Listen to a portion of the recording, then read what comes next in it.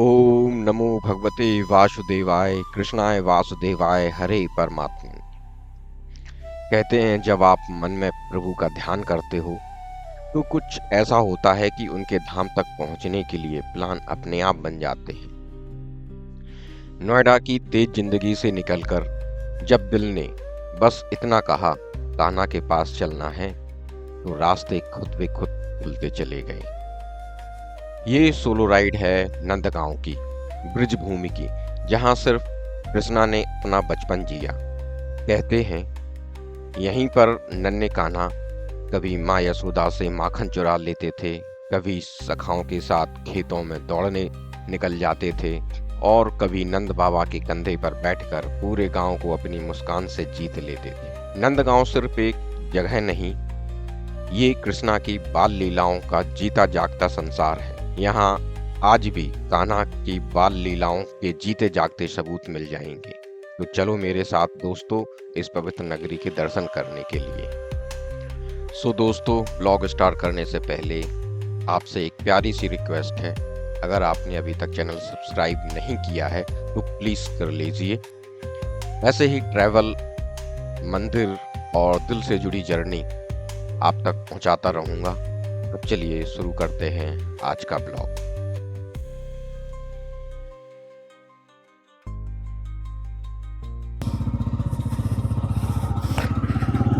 चलो भाई, जर्नी शुरू आज की,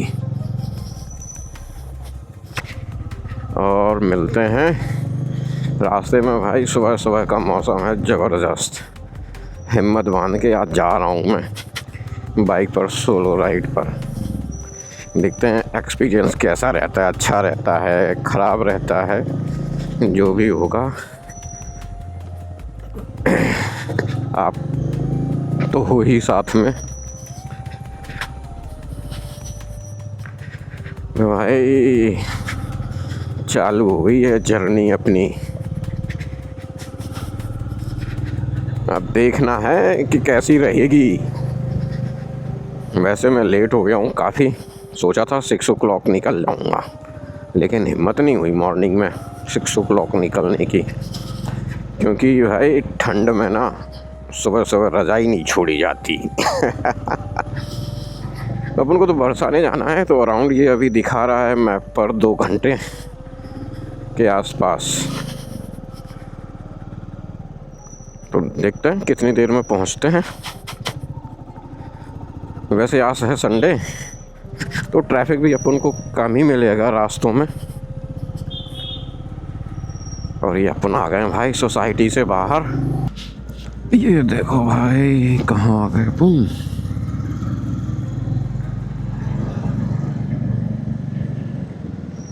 भाई राइडिंग करना ना इज़ नॉट एन ईजी।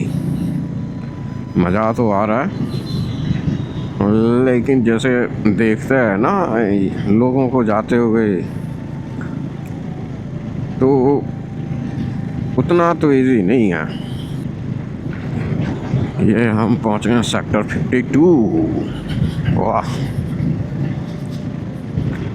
सही है।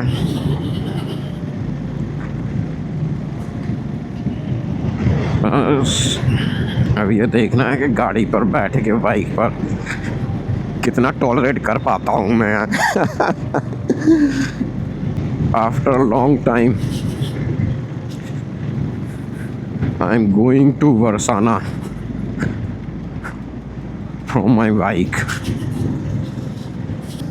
इस पर हेलमेट के वाइजर पर फॉग बहुत हो जाता है। यह है भाई महामाया फ्लाईओवर। साइड में आप देख रहे हो सुपरटेक का स्टक टावर, सुपरनोवा। इस वीडियो को एंड तक जरूर देखना, क्योंकि वीडियो के एंड में आपको मिलेगा एक ऐसा कुंड देखने को जिसे कहते हैं पवित्र। तो बने रहना मेरे साथ इस वीडियो में एंड तक, और ये सफर तो जारी है भाई। मेट्रो लोग जा रहे हैं, क्योंकि आप स्पीड भी नहीं पकड़ सकते इस टाइम। मॉर्निंग में ट्रैफिक नहीं होता है तो आप थोड़ा बहुत स्पीड खींच सकते हो, लेकिन भाई अब तो 60-70 से ऊपर तो नहीं चल सकते।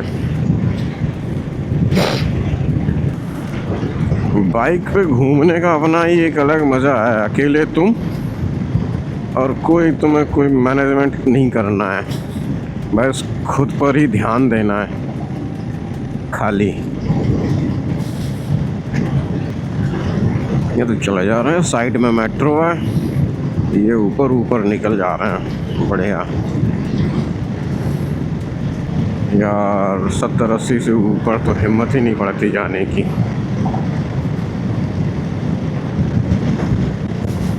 अब धीरे धीरे करके आएगा लगता है मुझे एक्सपीरियंस। ये आ गया पहला टोल बूथ। अब बाइक वाले ये देखो साइड से निकल गए, ये बढ़िया है। अगर कार से आए होते तो फटाक से फास्टैग से हमारा टिकट कट गया होता। और अभी यहाँ से दिखा रहा है 1 घंटा 40 मिनट। करीब अपन 35 मिनट्स का डिस्टेंस कवर कर चुके हैं, अराउंड 42 किलोमीटर। और अभी करीब 30 किलोमीटर कवर करने में अपन को लगेंगे 38 मिनट्स। तो अभी तो चले जा रहे हैं बस। लेकिन एक बात तो है, अकेले अगर आप बाइक से जा रहे हो और हाईवे पर हो तो ये हाईवे पर और भी जो लोग कम्यूटर्स होता है वो ना आपको आराम से नहीं चलने देंगे, फोर्स करेंगे वो आपको कि भाई भागो जल्दी जल्दी फटाफट। और कार वाले तो ऐसा होता है कि भाई उन्हें तो मतलब ही नहीं होता है, तो मरो या कुछ भी हो, टू व्हीलर वालों के लिए तो सीधे वो तो निकल लेते हैं बिल्कुल सटा के गाड़ी। अगर तुम सही ना चलोगे तो भाई कांड हो जाना है। कोई भी हो यार, कार वाला हो या फिर आपका बाइक वाले हो, कोई भी हो यार, गाड़ी ऐसे चलानी चाहिए कि सामने वाले बंदे को जो आपके बगल में चल रहा है, आगे चल रहा है, उसे दिक्कत नहीं होनी चाहिए। सेफ ड्राइव करो, आप भी करो और दूसरे भी करें। लेकिन मैक्सिमम लोग इसका ध्यान नहीं रखते, जो ऑब्ज़र्व किया है मैंने आज। क्योंकि बहुत लंबे टाइम बाद यार मैं बाइक से, वो भी इतनी लंबी डिस्टेंस कवर करता हूँ, अराउंड 10 to 12 ईयर्स। तो ज़रूरत ही नहीं पड़ी यार। अब बस जब स्टार्ट कर रहे हैं अपन मोटो ब्लॉगिंग, तो क्या है कि स्टार्ट कर रहे हैं तो भाई भगवान का आशीर्वाद तो बनता है।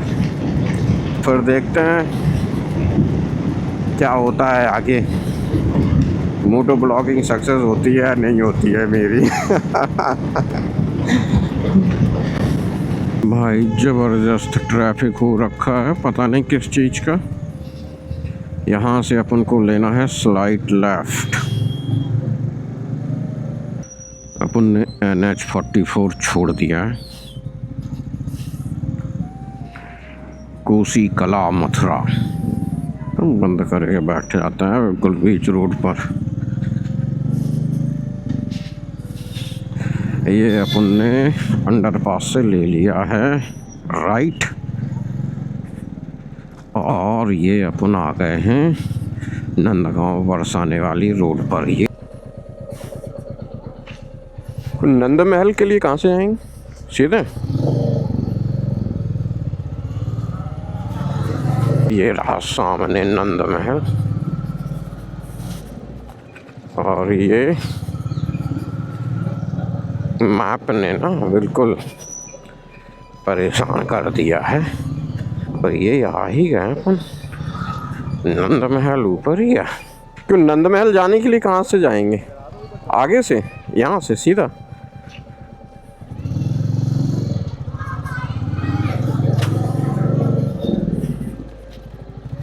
भाई गजब, बाइक से आने का ये फायदा है।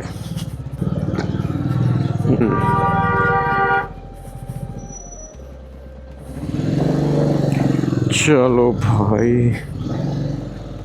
देखें पहुंच तो गए अपन ऊपर।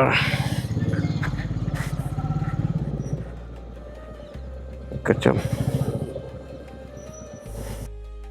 मैं पहुंच चुका हूं अब नंद भवन की सीढ़ियों पर।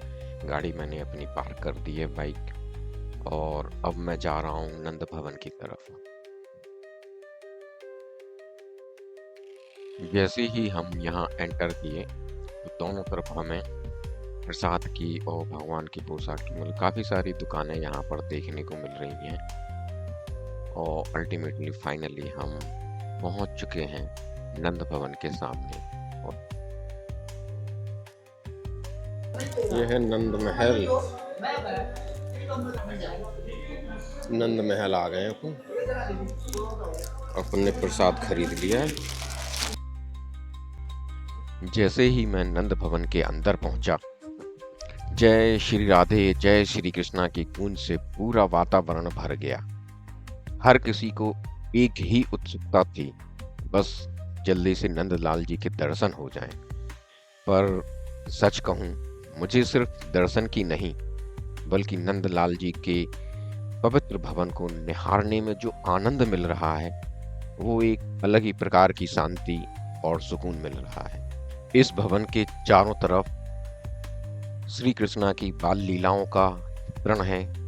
माखन चूरी, सखाओं के साथ खेल, माँ यशोदाओं का वात्सल्य, और इन पेंटिंग्स को देखकर ऐसा लग रहा है जैसे कि ये सिर्फ तस्वीर नहीं बल्कि सदियों पुरानी भक्ति और इतिहास का जीता जागता प्रमाण है।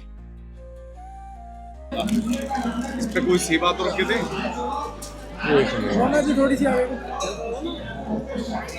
क्या सब? सेवा माखन मिश्री का। माखन मिश्री का सेवा अलग से लगेगा? लो भाई, यहाँ के बारे में बताओगे कुछ पंडित जी?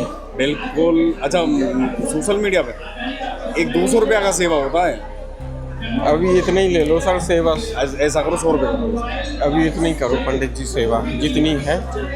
आदमी को ना श्रद्धा को अश्रद्धा मत किया करो। ये आप इसको कर ले आना। हाँ बस हो गई सेवा। और ये भी कर ले आना। बाजार की वस्तु है ना, ये भोग नहीं लगता। हाँ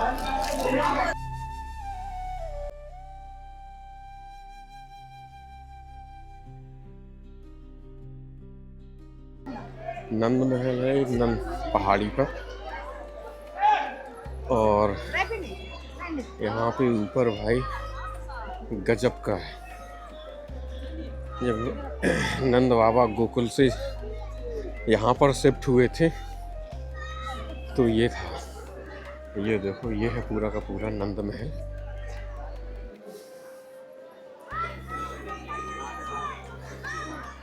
और भी दर्शन हुए अंदर, जहाँ पे नंद बाबा, यशोदा मैया और कृष्ण कन्हैया विराजमान थे। गजब भीड़ हो रखी थी यार। अब तो ऐसे लग रहा है जैसे भीड़ ही खत्म हो गई हो। ये है पूरा, ये है भाई मंदिर नंद महल। सोचो यार 5000 साल पहले क्या स्वरूप रहा होगा इस महल का। तो अभी पता करेंगे क्या हिस्ट्री है इसकी, लेकिन अगर एज्यूम किया जाए इसकी भव्यता क्या रही होगी इस महल की, बहुत शानदार है। गजब है यार।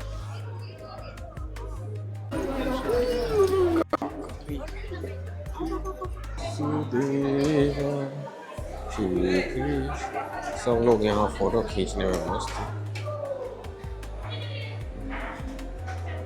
लेकिन जो यहाँ पर आभा है बहुत ही शानदार है। यहाँ अभी कुछ ठाकुर जी का भोजन लग रहा है, तो वो मैं आपको दिखाता हूँ। शायद पर्दा डल चुका है और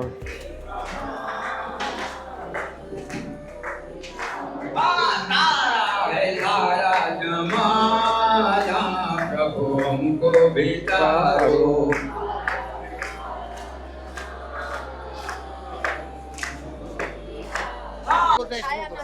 टेस्ट तो करो थोड़ा।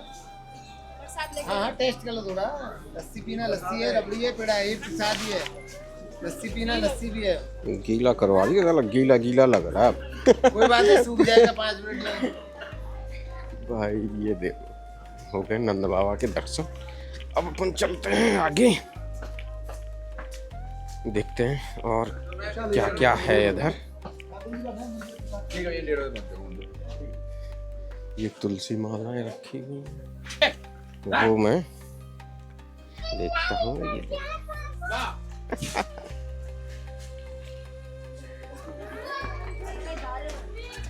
क्या है? नहीं बेटा। नंद भवन में नंदलाल जी के दर्शन करने के बाद मैं निकल पड़ा हूँ चरण पहाड़ी की ओर। यह चरण पहाड़ी वही पवित्र स्थल है जहाँ भगवान श्री कृष्ण ने खड़े होकर बांसुरी बजाई थी और आज भी उनके चरण चिन्ह यहाँ पर मौजूद है। यह सिर्फ कहानी नहीं बल्कि वास्तव में कान्हा की हकीकत में जी गई लीला है जो यहाँ आज भी मौजूद है।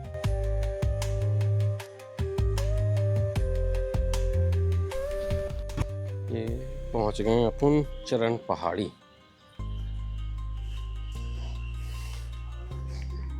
और चलते हैं। ये है चरण पहाड़ी टेम्पल। राधे राधे प्रभु। मैं आया हूँ नोएडा से दादा।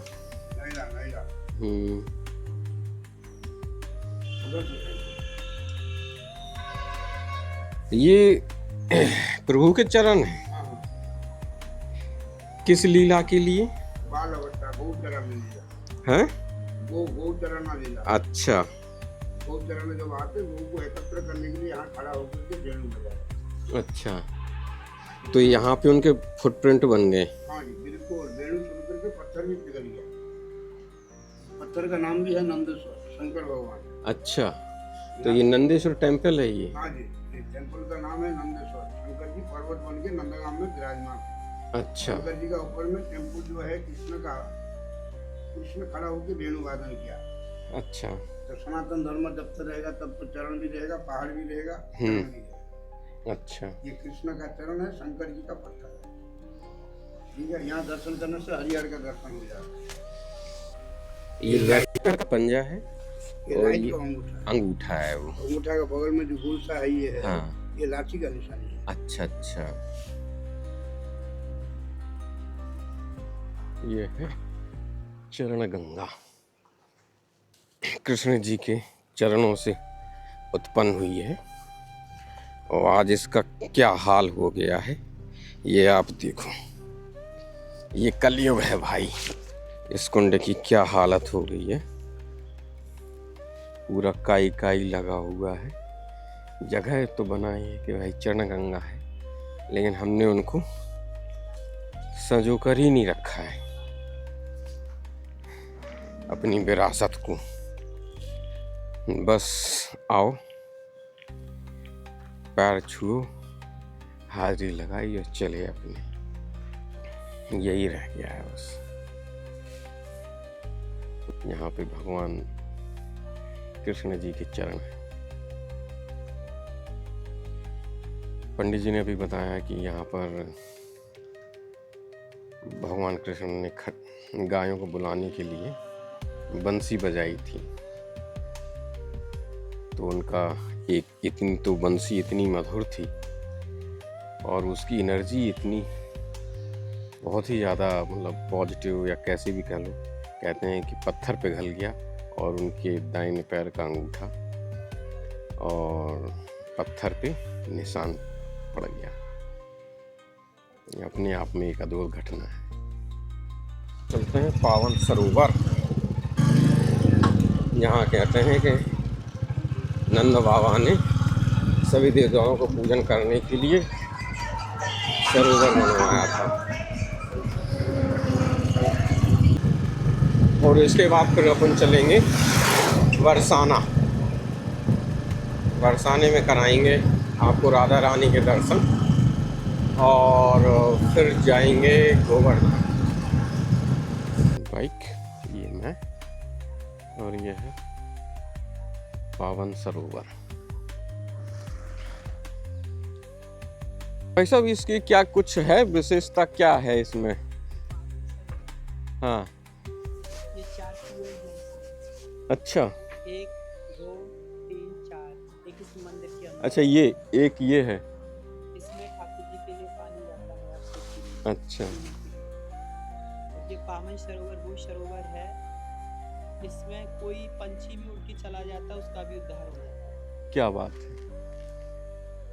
ये पावन सरोवर और यहाँ एक ये है और एक उस मंदिर के अंदर है। हाँ, एक वो है और एक ये और ये सामने जो दिख रहा है ना ये पावन बिहारी का मंदिर है ठाकुर जी का। और ये अच्छा ये जो ऊपर चोटी है। सनातन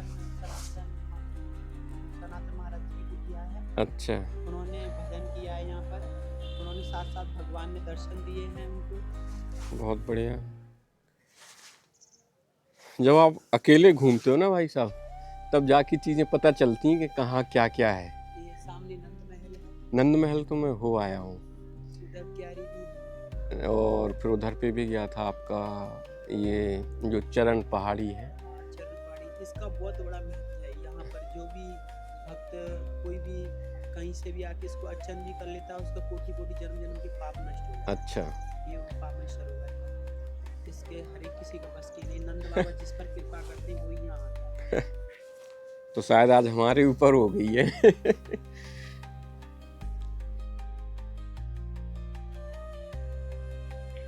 आज का ये ब्लॉग यहीं पर समाप्त करते हैं। पर जो अनुभव, जो शांति नंदगांव ने दिल को दी है वो शब्दों में बांध पाना बहुत ही मुश्किल है। यहाँ आकर ये एहसास होता है कि श्री कृष्ण सिर्फ मंदिरों में नहीं, वो यहाँ की हवा, मिट्टी और हर भक्त के मन में बसते हैं। नंदगांव से विदा लेते हुए दिल बस इतना ही कहता है, कान्हा ने बुलाया था इसलिए हम यहाँ तक पहुँच पाए। अगर इस ब्लॉग का कोई पल आपके दिल को छू गया हो तो कमेंट सेक्शन में लिखकर जरूर शेयर करें। मैं उम्मीद करता हूँ कि आपको ये ब्लॉग पसंद आया होगा। वीडियो पसंद आए तो लाइक कीजिए, चैनल को सब्सक्राइब करें और इस तरह के सफ़र का आनंद लेते रहिए मेरे साथ। मिलेंगे फिर किसी नई यात्रा पर। तब तक के लिए जय श्री राधे, जय श्री कृष्णा।